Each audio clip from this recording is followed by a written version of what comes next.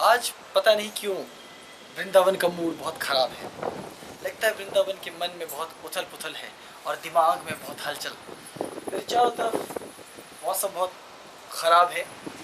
तेज़ तेज़ बहुत तेज़ हवाएं चल रही हैं, धूल मिट्टी उड़ रही है, हल्की हल्की बूंदाबांदी हो रही है। चारों तरफ मौसम बहुत गंदा सा हो गया है। ऐसा लग रहा है जैसे सब कुछ यहाँ बदल रहा हो। खैर, कहते हैं कि मनुष्य का जैसा मन होता है वैसी ही प्रकृति और वैसी ही सृष्टि हो जाती है। हमारे मन में भी जब चिंताएं, तनाव और व्यर्थ की प्रपंचों का घर बना रहता है तो उन सब के मध्य ऐसा ही वातावरण हमारे मन और मस्तिष्क में भी रहता है और मन का सौंदर्य, मन की शांति, मन के सुकून को मानो ग्रहण लग जाता है। लेकिन ये तो जीवन है और जीवन को समझने के लिए, जीवन के दर्शन को समझने के लिए हमें इन सब तत्वों के उस पार देखना पड़ता है। और ये कैसे होगा? छोटे से उदाहरण से समझते हैं। वैसे तो इस पृथ्वी पर बहुत से मनुष्य हैं और बहुत से मनुष्यों की बहुत से विचार हैं, बहुत सा जीवन दर्शन है, बहुत से जीवन जीने के तरीके हैं। अगर हम उनके जीवन जीने के तरीकों पर नज़र डालेंगे तो जीवन बहुत अजीबोगरीब तरीके से लोग जीते हैं और उसे अपनी ज़िंदगी का नाम देते हैं। कुछ लोग हैं जो धर्म से जुड़े हैं, निरंतर धर्म की बातें करते हैं। सुबह होती है तो भगवान, दोपहर होती है तो भगवान, शाम होती है तो भगवान, आधी रात है तो भगवान, बारिश की बूंदें हैं तो भगवान, हवा है तो भगवान। हर ओर जिसे देखते हैं या पाते हैं, महसूस करते हैं, वो केवल भगवान ही है।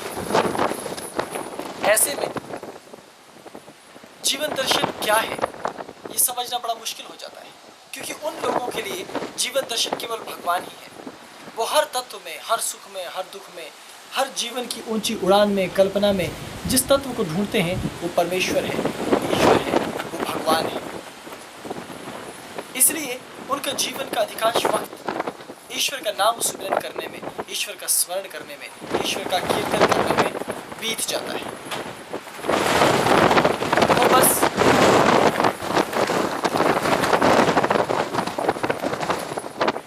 हर क्षण, हर पल ईश्वर का नाम लेना चाहते हैं, ईश्वर का सुमिरन करना चाहते हैं। और ऐसे लोगों को आध्यात्मिक कहा गया, धार्मिक कहा गया और ईश्वरवादी कहा गया। लेकिन ये तो जीवन का एक भाग है। लेकिन ऐसे ही कुछ उदाहरणों से हमें और समझना पड़ेगा। जैसे एक छोटा सा उदाहरण और भी है कि कुछ लोग इस जीवन में ऐसे हैं जो हर क्षण, हर समय केवल लेखन का कार्य करते हैं, कुछ न कुछ लिखते रहते हैं।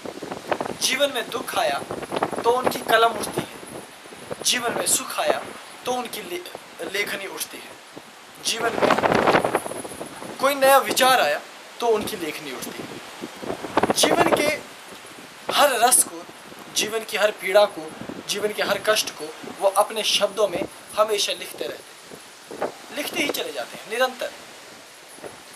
और उनकी लेखन की दीवानगी ऐसी है कि जब उनकी कलम उठती है तो मानो पूरा सागर उड़ेल कर किसी पन्ने पर लिख देना चाहते हो।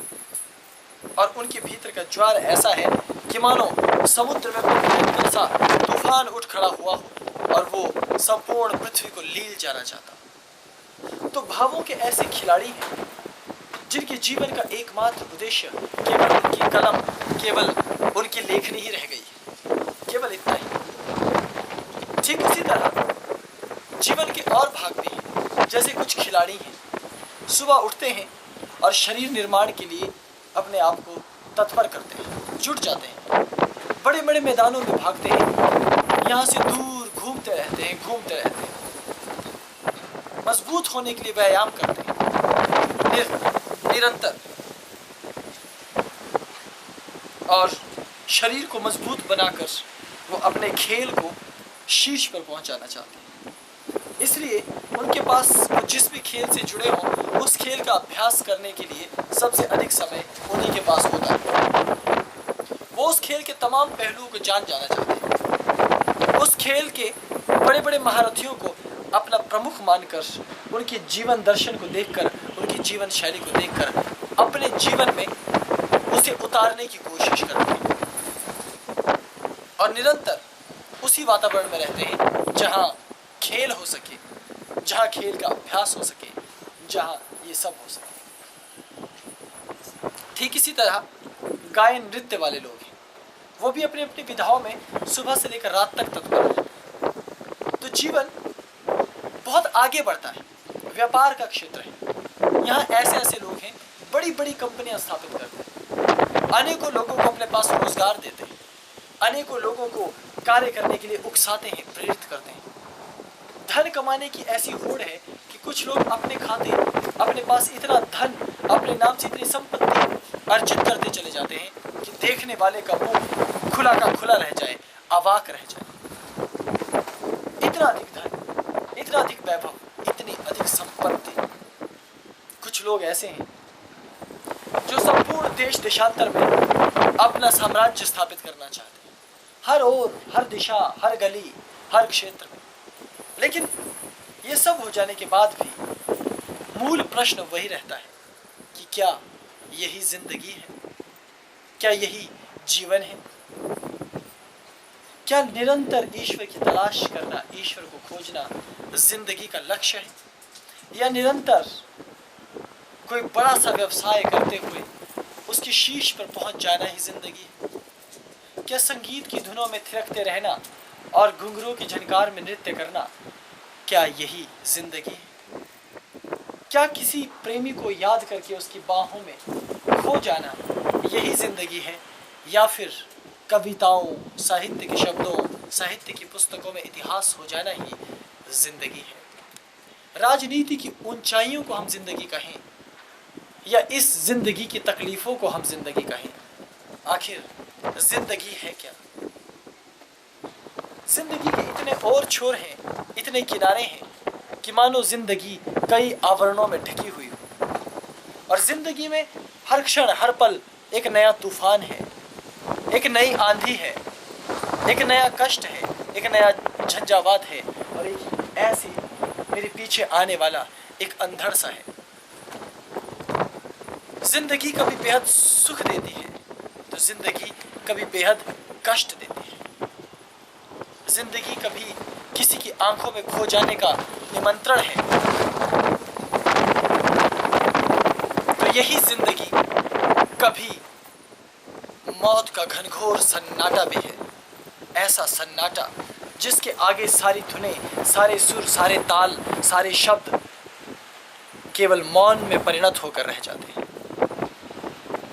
तो जिंदगी को तलाशने वालों ने इसके अनेक रंग रूपों को खोजा और इस जिंदगी को उत्सव बना डाला।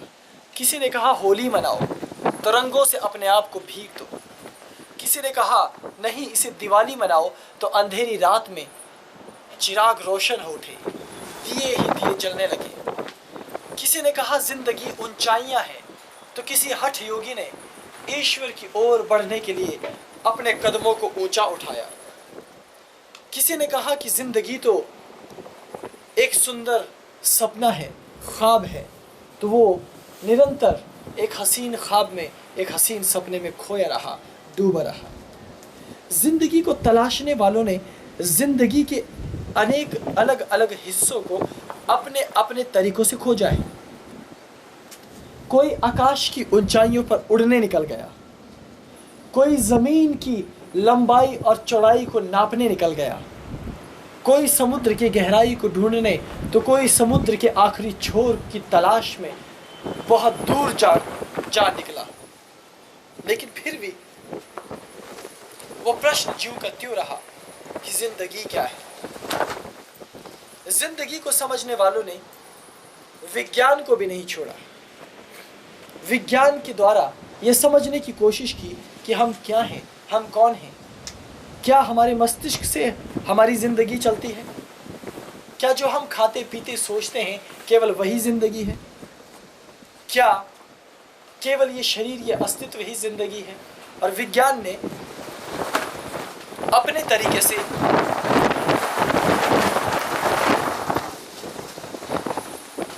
घटना का जवाब दिया, उत्तर दिया। लेकिन विज्ञान भी चाहे जितना मर्जी तलाश ले, खोज ले, जिंदगी क्या है ये बताना बेहद मुश्किल है। ठीक आधुनिक युग की तरह यहाँ कंप्यूटर्स हैं, कंप्यूटर्स के सॉफ्टवेयर्स हैं। सॉफ्टवेयर बनाने वाले ने बहुत सोच कर कोई सॉफ्टवेयर बनाया, लेकिन उस सॉफ्टवेयर पर काम करने वाले के अंदर क्या क्या क्षमता है ये सॉफ्टवेयर बनाने वाले को ही जानकारी नहीं। ठीक वैसे ही चाहे खुदा ने, चाहे ईश्वर ने, चाहे अल्लाह ने, चाहे रब ने, चाहे किसी गुरु ने, चाहे किसी पारलौकिक सत्ता ने, चाहे किसी दृश्य ने, चाहे अदृश्य ने, साकार या निराकार ने जीवन को बनाया हो, खैर किसी ने भी जीवन को बनाया, लेकिन शायद वो भी इस जीवन को समझ नहीं पाया होगा, क्योंकि जीवन के रंग, जीवन के रूप, जीवन की मुसीबतें, जीवन का कष्ट इतना लंबा, इतना अजीब है कि उन सब को मिलाकर ही तो जीवन की एक अवधारणा बनती है। लेकिन फिर भी जीवन क्या है ये जानना बेहद जटिल है। हालांकि विश्व के लगभग सभी धर्मों में और विश्व के लगभग सभी कोनों में ईश्वर क्या है, जीवन क्या है, आत्मा परमात्मा क्या है, इस सब की एक लंबी खोज चली है, एक लंबी तलाश शुरू हुई और उसके अनेकों अनेक उत्तर मिले। लेकिन न जाने क्यों आज भी ये एहसास होता है, आज भी ऐसा अनुभव होता है, आज भी कुछ ऐसा प्रतीत होता है कि इन उत्तरों में वो बात नहीं, इन प्रश्नों में वो सार नहीं, किसी की लिखी पुस्तक में वो बात नहीं, किसी के कहे शब्दों में वो तत्व नहीं जो जीवन के दर्शन का एक सच्चा एहसास करवा सके। जीवन की जीवन ये जितना दुश्वार है, जीवन में जितना कष्ट है, जीवन उतना ही अनोखा है। कुछ लोग हैं जो ये कहते हैं कि जीवन का एहसास तब होता है जब हम जिंदगी को जीते हैं, और इस जिंदगी में जब सुख आता है, इस जिंदगी में जब दुख आता है, तो दोनों ही भावभूमियां हमें तैयार करती हैं, तराशती हैं इस बात के लिए कि हम जीवन को अनुभव कर सकें, और सुख दुख हमें एहसास दिलाते हैं कि जिंदगी बेहद महत्वपूर्ण है। लेकिन इन सब के बावजूद भारत के ऋषि मुनियों ने एक शब्द कहा। आप कहेंगे ये क्या कह रहा हूं, लेकिन वो शब्द बहुत अनूठा है, और उस शब्द को कहा माया। माया का अर्थ है झूठ, असत्य, केवल भासने वाला, केवल प्रतीत होने वाला। मेरे हाथ में एक खंबा है, मैं इस खंबे से जुड़ा हूं, मैंने इसे थाम रखा है, इसे पकड़ रखा है, सीने से लगा रखा है। लेकिन भारत के ऋषि कहते हैं ये तो माया है, ये तो झूठ है, ये तो एक भ्रम है। क्या ऐसा होता है? तुमने भी जीवन के बहुत से तत्वों को देखा होगा, जाना होगा, लेकिन ऐसी विचारधारा को अनुभव शायद ही किया होगा जिसे तुम थाम कहते कि ये तो माया है, ये तो सच्चाई है कि नहीं, ये तो झूठ है, इसे कैसे ठीक वैसे ही हमने इस जीवन में बहुत सी चीजों को यूं ही पकड़ रखा है, समझकर कि ये हमारा सहारा है, ये ही सत्य है। और बुद्धि कहती है ये सत्य है, अनुभव भी कहता है ये सत्य है, और प्रमाण भी ये है कि ये सत्य है, क्योंकि यदि मैं इसे छोड़ दूं तो यह ऊंचाई से जमीन पर जा गिरूंगा, बहुत नीचे, तेज हवाओं के साथ। तो अनुभव भी ये कहता है, सच्चाई तो ये है जिसे मैंने थाम रखा है वही वास्तविक सत्य है। लेकिन बावजूद इसके ये जीवन दर्शन नहीं है। केवल इतना होना ही जीवन नहीं है। जीवन के बहुत से अनसुने किनारे भी हैं। जीवन के बहुत से अनसुलझे अनछुए पहलू भी हैं जिनको देखना अभी बाकी है। मेरी आंखों ने हसीन रंगों को देखा है, बसंत को देखा, पतझड़ को, आंधी को, तूफान को, सुख को देखा है, दुखों के एक एक दर्द देते कांटे को अनुभव किया।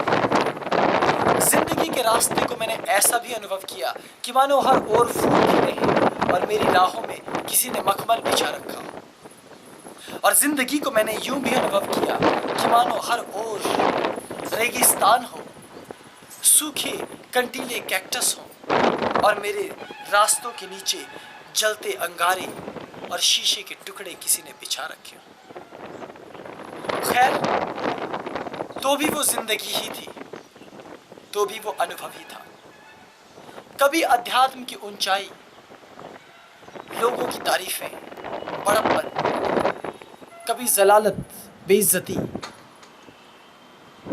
सभी लोगों की दुत्कार, कभी जमाने का काफिला तुम्हारे पीछे मेरे साथ, कभी इस संसार का एक पत्ता भी इस दामन को छूने से कतराने लग जाए। ये जिंदगी ही तो है।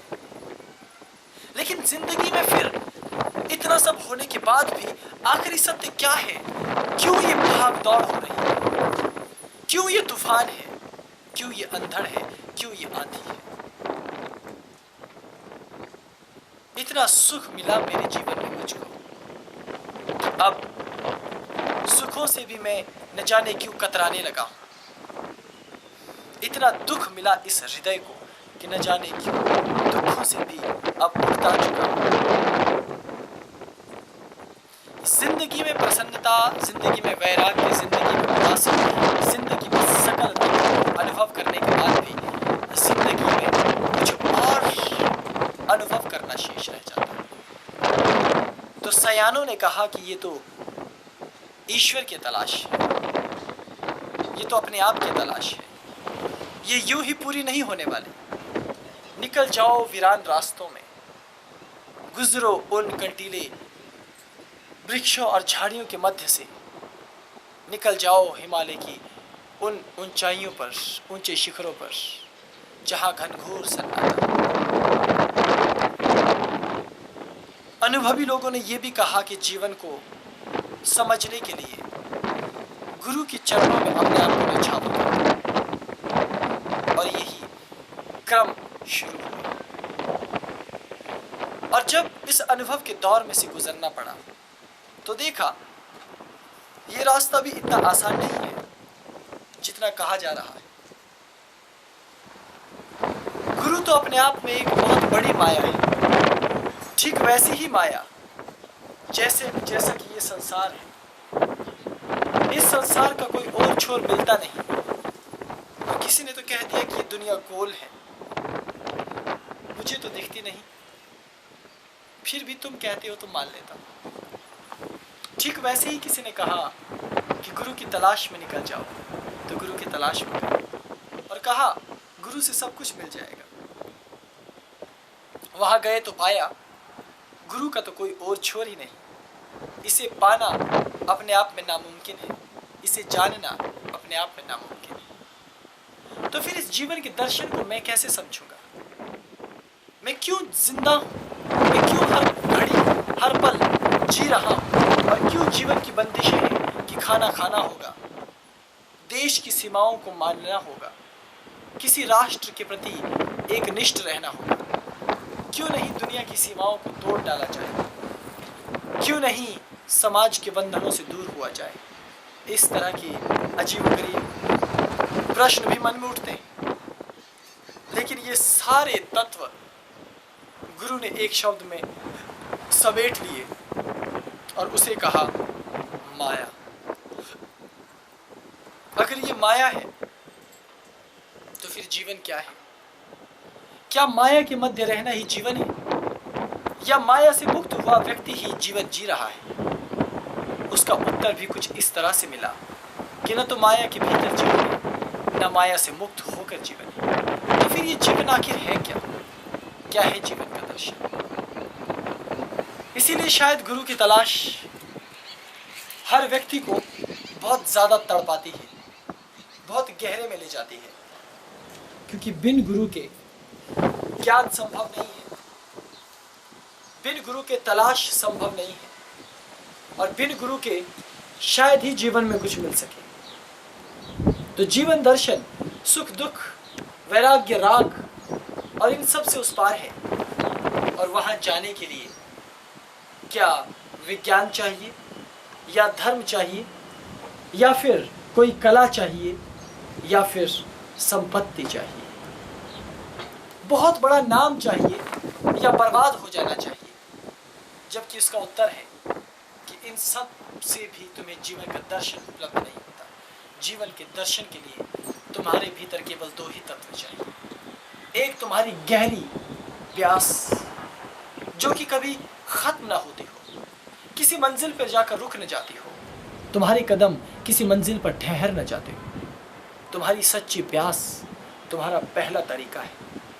और फिर दूसरा तरीका है वो अभ्यास जिसे प्रेम कहा जाता है।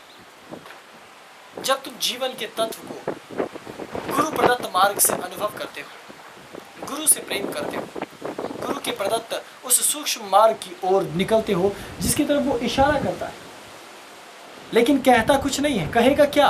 क्या खाक कहेगा? कहने को तो कुछ है ही नहीं, क्योंकि वहां ना तो शब्द है, ना ही वो शब्द रहित है। इशारा कर देना भी पूर्ण तो नहीं, लेकिन एक कला जरूर है। इसलिए कोई आकाश की ओर इशारा करता है, तो कोई बाहें फैलाकर इशारा करता है, कोई सीने से लगाकर इशारा करता है, तो कोई तुम्हें पास बुलाकर इशारा करता है। तो जिंदगी का सार तत्व कभी कभी इशारों में भी मिल जाता है, और लोग उसे इशारों में भी समझ लेते हैं। लेकिन हद तो तब हो जाती है जब तुम जिंदगी के किसी एक फलसफे को ही अपनी जिंदगी मानने लग जाते हो। लगता है कि तुम गीत गाते हो तो बस वही जिंदगी है, या तुम्हें लगता है कि तुम नाचते हो तो वही जिंदगी है, या तुम्हें लगता है कि तुम ईश्वर की तलाश में निकलते हो, प्रवचन करते हो, माला जपते हो या योग करते हो, तो जिंदगी का यही फलसफा है। तो याद रखना, तुम्हारा फलसफा अधूरा है। तुम कविता लिखो या शायरी, हसीन चित्र बनाओ या विज्ञान खोज डालो, तुम किसी की बाहों में समा जाओ या किसी को अपनी बाहों में समेट लो, तब भी जीवन का दर्शन अधूरा है। इसलिए कभी कभी तमाम धर्म ऐसे प्रतीत होते हैं जो तुम्हें सांत्वना देते हैं। धर्मों के पास जाकर अध्यात्म की तलाश करके एक बहुत बड़ी चीज हासिल होती है, वो है सांत्वना, ईश्वर के होने की सांत्वना, मेरे अमर होने की सांत्वना, मेरे मर जाने के बाद मेरा साथ देने की सांत्वना, किसी के आने की सांत्वना, मुझे दुख से उस पार ले जाने की सांत्वना, मेरी जिंदगी को हसीन बनाने की सांत्वना। धर्म एक ऐसा नशा है जिसकी बाहों में यदि तुम खो जाओ तो फिर निकलना मुश्किल है। लेकिन खैर, इसी धर्म के मध्य एक और शब्द भी है जिसे अध्यात्म कहा गया, जो भले ही गुरु प्रदत्त है, जो भले ही कष्टों से भरा है, जो भले ही अपनी तलाश से शुरू होता है, लेकिन उसका अंत इस जीवन दर्शन के उस बिंदु पर आकर समाप्त होता है कि ये जिंदगी आखिर है क्या, इसका आखिरी पन्ना कहाँ है इस किताब का, इस जिंदगी का आखिरी फलसफा क्या है, इस जिंदगी का आखिरी राज, आखिरी रहस्य क्या है, इस जिंदगी का होना आखिर क्यों हुआ है, किस कारण मैं जिंदा हूं, किस कारण मैं मर जाऊंगा, इसका जवाब तो आज मैं भी नहीं देने वाला, क्योंकि मैंने तुम्हें बहुत जवाब दे डाले, बहुत। मैंने तुम्हें बहुत समझाया, बहुत बार, अनेकों बार, लेकिन फिर भी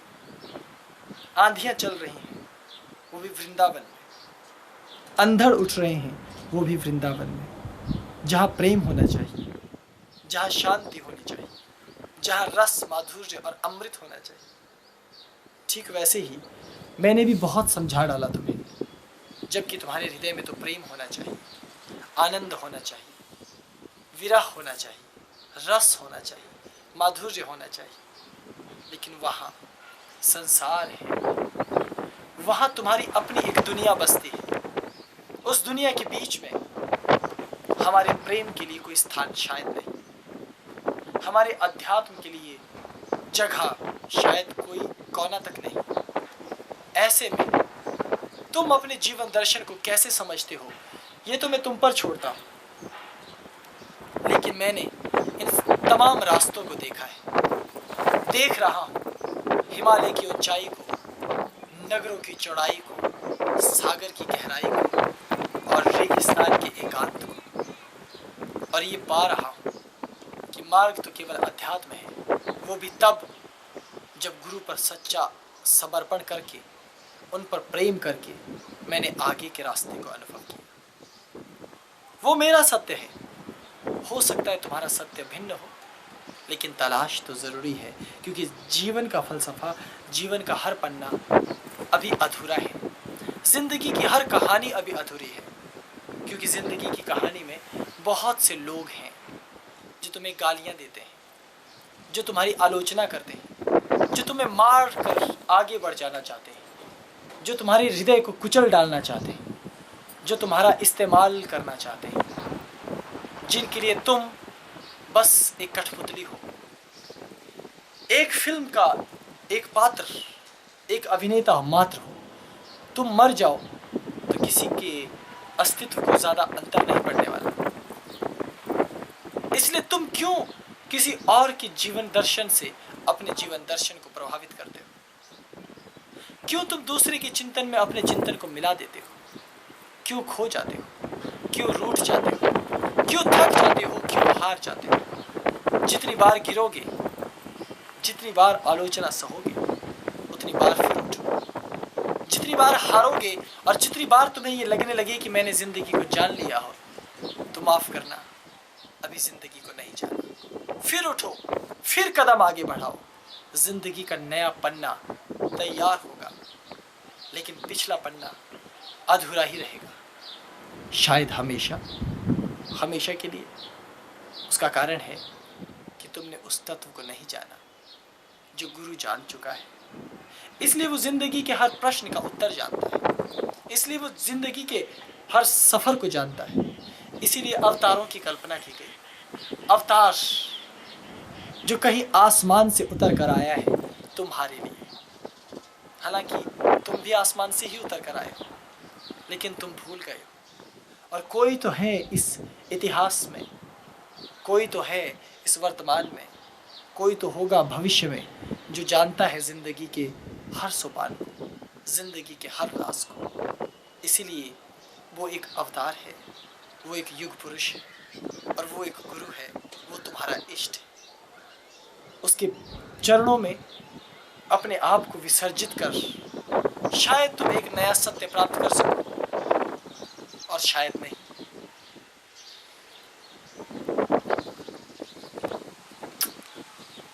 ये सब तो तुम पर निर्भर करता है।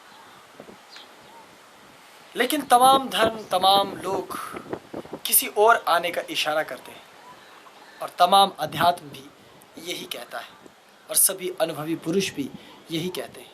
इसीलिए तो ये खंबा माया है, वरना माया और छाया हमारे ही कारण है।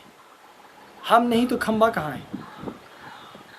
हम नहीं तो परछाई कहाँ है? हम हैं तो परछाई हैं, हम हैं तो खंबा है, हम हैं तो जीवन है, हम हैं तो जीवन की पूर्णता है। तो फिलहाल तो हम हैं, इसलिए क्यों न निकल जाए एक दूसरी तलाश में। तुम पूछ रहे हो दुनिया क्या कहेगी?